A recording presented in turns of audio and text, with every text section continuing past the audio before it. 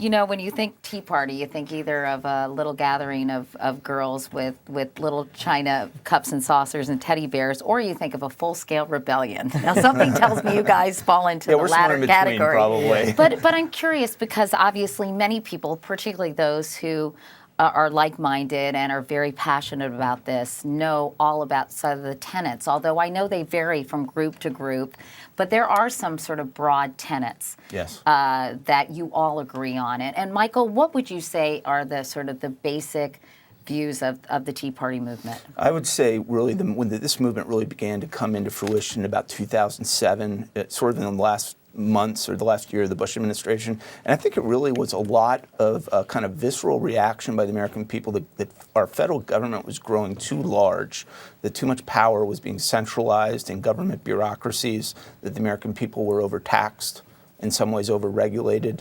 and that the genius of the American dream, the genius of American liberty, as announced and enunciated by our founders, was always a belief in individual liberty and in individual freedoms.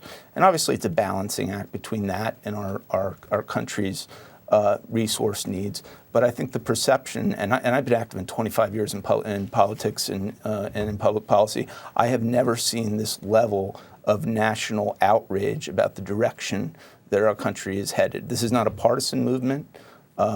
It's not designed, even though our focus has been very much against the direction of this administration, it could well be happening even if we hadn't had the outcome of the election that we had.